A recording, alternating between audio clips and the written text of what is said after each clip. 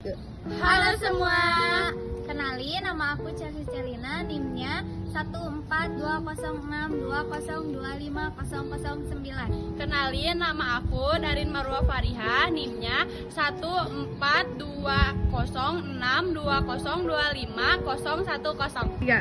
Halo, perkenalkan kita berdua. Saya Glazalia Syahputri, NIM-nya 1420620250011. Kalau saya Desa Dos Putri Sidik dengan NIM 1420620250012. Di sini saya akan menjelaskan pengertian sistem kardiovaskuler. Sistem kardiovaskuler adalah sistem sirkulasi darah yang terdiri dari jantung, darah, dan pembuluh darah. Fungsinya adalah memberikan dan mengalirkan suplai oksigen dan nutrisi ke seluruh jaringan tubuh untuk proses metabolisme. Sistem ini memiliki mekanisme regulasi yang kompleks untuk merespon aktivitas tubuh, termasuk meningkatkan suplai darah ke organ-organ vital seperti jantung dan otak saat dibutuhkan.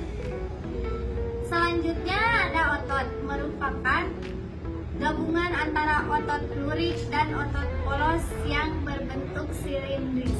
Tugasnya untuk memompa darah ke seluruh tubuh. Otot jantung ini juga otot terkuat karena dapat bekerja terus-menerus sepanjang waktu tanpa beristirahat untuk memompa darah. Nah, juga otot ini berhenti bekerja, sistem peredaran darah juga akan berhenti. Pada otot jantung ini terdapat siklus jantung, yakni urutan kejadian yang terjadi saat jantung berdetak.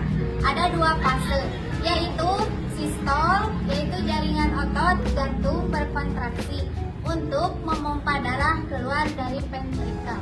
Yang kedua ada diastol, otot jantung rileks terjadi pada pengisian darah pada jantung.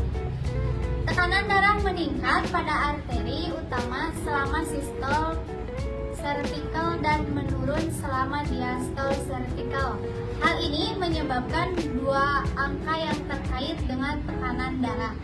Tekanan darah sistolik yang lebih tinggi dan tekanan darah diastol angka yang lebih rendah. Sekarang saya akan menjelaskan tentang definisi jantung dan anatomi jantung. Jantung adalah organ vital yang berfungsi sebagai pompa darah dalam sistem kardiovaskuler.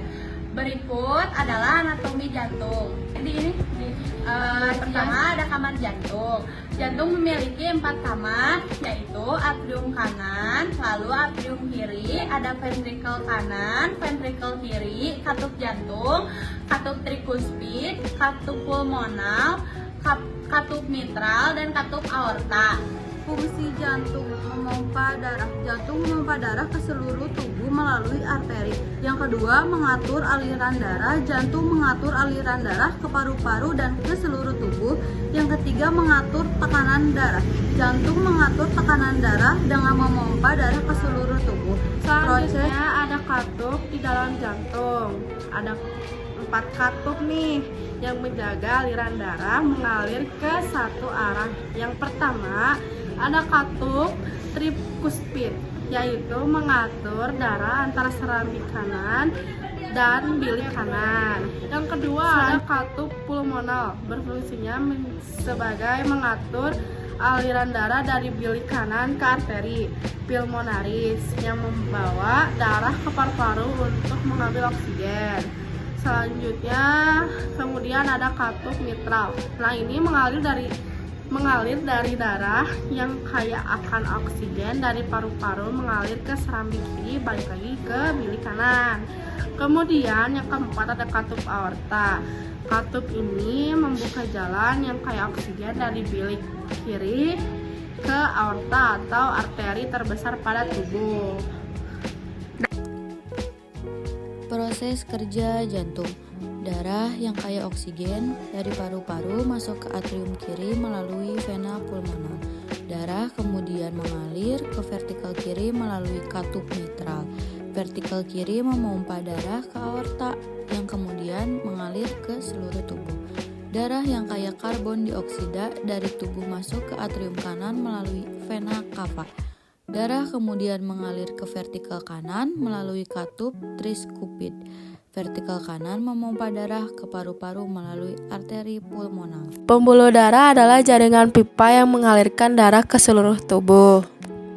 Yang pertama, arteri, yaitu pembuluh yang membawa darah kaya oksigen dari jantung ke seluruh tubuh. Yang kedua, aorta, yaitu arteri terbesar yang keluar dari ventrikel kiri. Yang ketiga, arteriol, yaitu cabang-cabang kecil dari arteri yang menyalurkan darah ke kapiler. Yang keempat, vena, yaitu pembuluh yang mengembalikan darah kaya karbon dioksida ke jantung. Yang kelima, vena cava, yaitu vena besar yang mengangkut darah dari tubuh ke atrium kanan.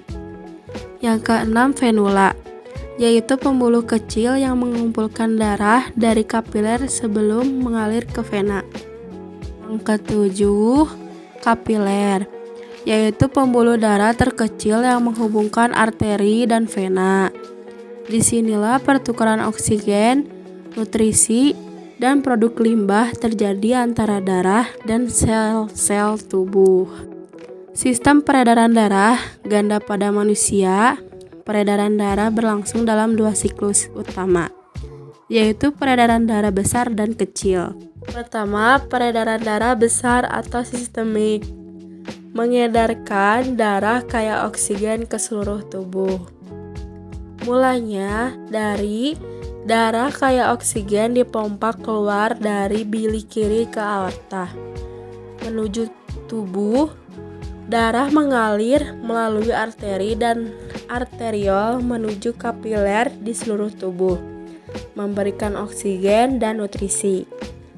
Kembali ke jantung, darah yang kini kaya karbon dioksida dikumpulkan oleh venula dan vena, lalu dialirkan kembali ke serambi kanan melalui vena cava.